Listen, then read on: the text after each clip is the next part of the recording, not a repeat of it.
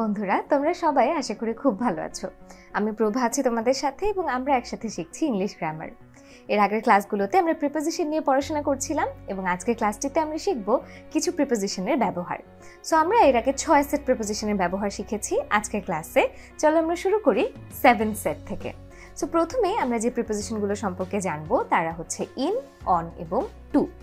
So সীমার মধ্যে কোনো কিছু আছে এটা বোঝাতে ইন, সীমার বাহিরে কোনো কিছু আছে এটা বোঝাতে টু এবং সীমার একদম উপরে কোনো কিছু আছে এটা বোঝাতে অন ব্যবহার করা হয়। চলো আমরা তাহলে কিছু উদাহরণ দেখি। Myanmar is to the south east of Bangladesh. দেখো, মায়ানমার বাংলাদেশের দক্ষিণ পূর্ব দিকে অবস্থিত। এই যে মায়ানমার দেশটা, এটা তো বাংলাদেশের সীমানার বাহিরে অবস্থিত, তাই না? এই কারণে এখানে আমরা টু বসিয়েছি। তাহলে Myanmar is to the south east of Bangladesh. তারপর যদি দেখি Dhaka is on the Buriganga. Dhaka Buriganga নদীর তীরে অবস্থিত, বা বুড়িগঙ্গা ঢাকার সীমানাতেই বুড়িগঙ্গা আছে, কিংবা বলতে পারো বুড়িগঙ্গার উপরেই, সীমার উপরেই হচ্ছে ঢাকার অবস্থান। তাহলে Dhaka is on the Buriganga. এরপর যদি আমরা বলি Dhaka city college is in the heart of the city, তাহলে ঢাকা সিটি কলেজ ঢাকা শহরের একদম মধ্যে অবস্থিত। তাহলে এখানে সীমার মধ্যে বোঝাতে আমরা ইন ব্যবহার করেছি। তো আমরা যেটা বলছিলাম, সীমার মধ্যে বোঝাতে আমরা ইন, সীমার বাহিরে বোঝাতে টু এবং সীমার উপরে বোঝাতে অন, এই তিনটা প্রিপোজিশন ব্যবহার করে থাকি। তাহলে ইন, অন এবং টু সীমানার ক্ষেত্রে আমরা কিভাবে ব্যবহার করব আশা করি তুমি বুঝতে পেরেছো। এখন চলে আসি দ্বিতীয় সেটে। এখানে আছে সিন্স, ফ্রম এবং ফর। নির্দিষ্ট সময়ের পূর্বে সিন্স বা ফ্রম বসে এবং ব্যাপক সময়ের পূর্বে ফর বসে। এই নির্দিষ্ট সময়টাকে বলা হয়ে থাকে পয়েন্ট অফ টাইম, আর ব্যাপক সময়টাকে বলা হয় পিরিয়ড অফ টাইম।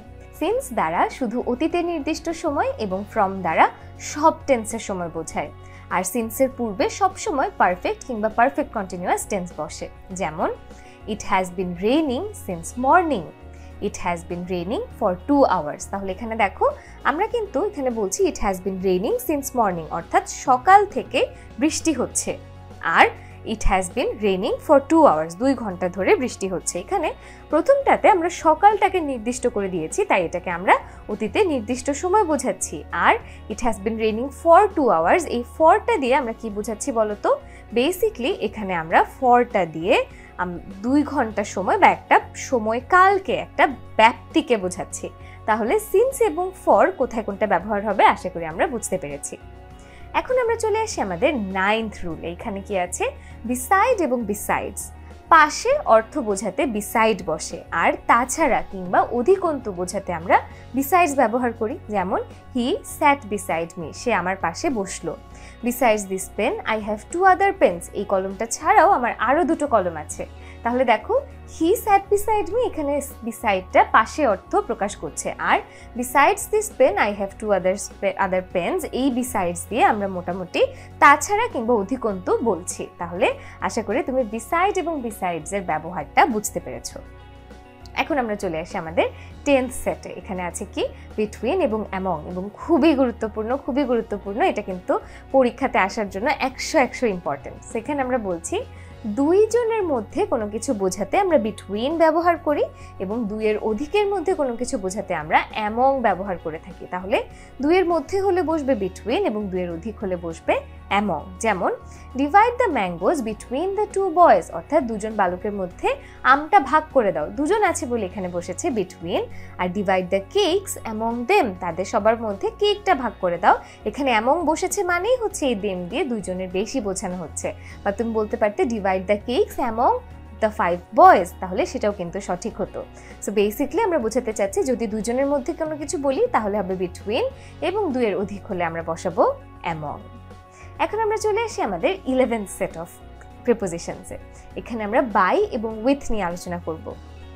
যে কোনো কাজ করে তার পূর্বে বসে বাই, এবং যা দ্বারা কোনো কাজ করা হয় বা ইনস্ট্রুমেন্টটা বা যন্ত্রটা কাজের, সেটাই হচ্ছে তার পূর্বে বসবে উইথ। তাহলে দেখো, যে করে তার পূর্বে বসবে বাই, আর যা দ্বারা করে তারপর পূর্বে বসবে উইথ। যদি আমরা উদাহরণ দেখি, the tiger was killed by the hunter with a gun. তাহলে এখানে দেখো টাইগারটা বা বাঘটাকে মেরে ফেলা হয়েছিল। কে মেরেছে? হান্টারটা। তাহলে যে করেছে তার আগে আমরা বসিয়েছি বাই, হান্টার বা শিকারিয়ার আগে বসিয়েছি বাই, এবং যা দ্বারা করেছে, কি দিয়ে করেছে? একটা গান দিয়ে। তাহলে তার আগে আমরা বসিয়েছি উইথ। তাহলে the tiger was killed by the hunter with a gun. তাহলে সে একটা পিস্তল দিয়ে একটা টাইগার বা বাঘকে মেরে ফেলেছে, এটাই আমরা বলেছি কি? By the hunter with a gun. তাহলে বাই কখন?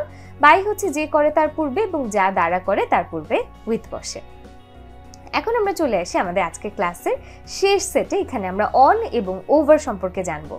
সো কোনো কিছু স্পর্শ করা অবস্থায় উপরে থাকলে তার আগে আমরা অন প্রিপোজিশন ব্যবহার করি, এবং স্পেস রেখে বা জায়গা রেখে উপরে হলে ওভার ব্যবহৃত হয়। যেমন খুব সহজ উদাহরণ, আমাদের টেবিলের উপরে বই থাকে না, বইটা টেবিলের সাথে স্পর্শ করে থাকে, তাহলে এখানে টেবিল কি হবে? The book is on the table. কিন্তু আমি যদি ফ্যানের কথা চিন্তা করি, ফ্যান তো একটা টেবিলকে স্পর্শ করে থাকে না, ফ্যানটা অনেকখানি জায়গা রেখে উপরে হয়, তখন আমরা বলতে পারি যে the fan is over the table. তাহলে এইভাবে কিন্তু তুমি অন কোথায়, ওভার কোথায় চিন্তা করতে পারো। আমরা একটু উদাহরণ দেখি। The book is on the table, যে উদাহরণটা আমরা বললাম, বইটা টেবিলের উপর স্পর্শ করে আছে বলে এখানে অন আমরা লিখেছি।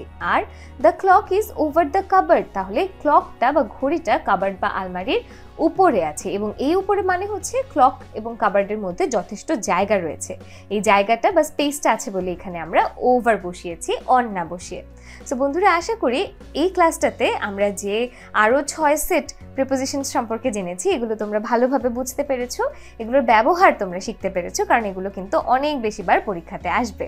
তো বন্ধুরা, তোমরা সবাই অনেক ভালো থেকো। পরের টপিকে বা পরের ক্লাসে যাওয়ার আগে আমার সাথে কিছুটা এক্সারসাইজ করে নাও। সো আমরা এখন যেটা করবো, এই ক্লাসটাতে যা যা শিখলাম তার উপর কিছু প্র্যাকটিস কোয়েশ্চেন সলভ করব, এবং কোয়েশ্চেনটা খুব সহজ। Fill in the blanks with suitable preposition in the following sentences. তাহলে নিচের সেন্টেন্সগুলোতে আমরা যথাযথ প্রিপোজিশন বসিয়ে ব্ল্যাঙ্কগুলো ফিল আপ করবো। তাহলে প্রথমে আছে কি? She sat dash me, the pen is dash the table, এবং সিতে আছে divide the apples dash the two girls. তাহলে তুমি ভিডিওটা পজ করে তোমার উত্তরটা একটু লিখে ফেলো, এবং আমরাও সঠিক উত্তরগুলো বলে এগিয়ে যাই। তাহলে এ নাম্বারে আছে শি স্যাট ড্যাশ মি, তাহলে সে আমার পাশে বসেছে বা বসেছিল এমন একটা অর্থ প্রকাশ করতে আমরা লিখতে পারি শি স্যাট বিসাইড মি। বিতে আছে the pen is dash the table, এখানে হবে the pen is on the table, কলমটা স্পর্শ করে আছে টেবিলটাকে, তাই অন দ্য টেবল হবে। এবং সি নাম্বারে আছে divide the apples dash the two girls, যেহেতু টু আছে এখানে বসবে between the two girls. Hopefully তুমি উত্তরগুলো ঠিকঠাক দিতে পেরেছো। তাহলে চলো একবার আমরা একটু উত্তরগুলো মিলিয়ে নিই। প্রথমটার উত্তর কি হবে? বিসাইড, তারপর হবে অন, এবং শেষে হবে বিটুইন। তোমার যদি উত্তর ঠিক হয়ে থাকে তোমাকে অনেক অভিনন্দন। তো বন্ধুরা, এর মাধ্যমে কিন্তু প্রিপোজিশন নিয়ে আমরা বেশ অনেকটা পড়াশোনা করে ফেললাম। এরপর শুধু বাকি থাকবে তোমাদের অ্যাপ্রোপ্রিয়েট প্রিপোজিশনটা শেখা, এবং সেটার জন্য আমার তোমাদের প্রতি পরামর্শ থাকবে অ্যাপ্রোপ্রিয়েট প্রিপোজিশনগুলো তুমি খুব ভালো করে প্রতিদিন অল্প অল্প করে শিখবে অর্থসহ, এবং সেটা দিয়ে সেন্টেন্স তৈরি করবে। এই এক্সারসাইজটা যদি তুমি করো, তাতেই কিন্তু অ্যাপ্রোপ্রিয়েট প্রিপোজিশনটা তোমার খুব ভালো করে মুখস্থ হয়ে যাবে। এবং আমি আশা করি অ্যাপ্রোপ্রিয়েট প্রিপোজিশন মনে করে ফেললে একবার বা শিখে ফেললে একবার, তোমার কিন্তু পরীক্ষাতে প্রিপোজিশন সম্পর্কিত আর কোনো কনফিউশনই থাকবে না।